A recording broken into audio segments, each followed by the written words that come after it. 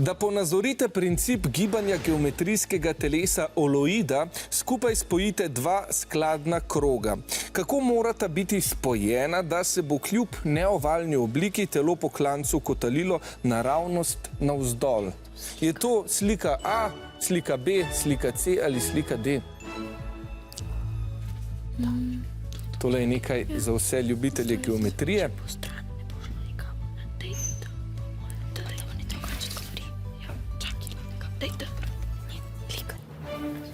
Čas se je iztekel, vijoličasti menite A, rumeni pa D.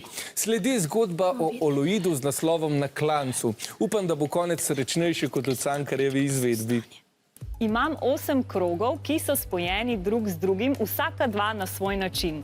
Samo v enem primeru imam v resnici oloid, geometrijsko telo, ki ga je leta 1929 odkril nemški izumitelj, kipar in matematik Paul Schatz in katerega posebnost je, da se kotali naravnost, kljub nepravilni in neovalni obliki. Gremo zdaj lepo po vrsti. Bom kar preverila te naše skulpture. Najprej imamo odgovor A in če poskušam tega zavrteti, ja, malce se zavrti, ampak se v resnici takoj ustavi. Tako da ta odgovor lahko izločim. Naprej grem na odgovor B. Tudi v tem primeru se dvakrat zavrti, potem pa ustavi, tako da to zagotovo ne bo oloid. Kaj pa tale skulptura pod C?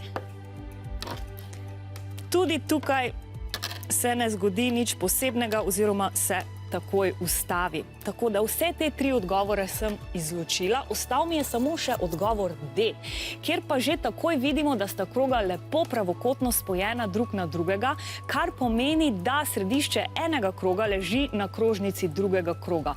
In prav zato se v tem primeru kroga oziroma oloid lepo zavrti navzdol po klancu.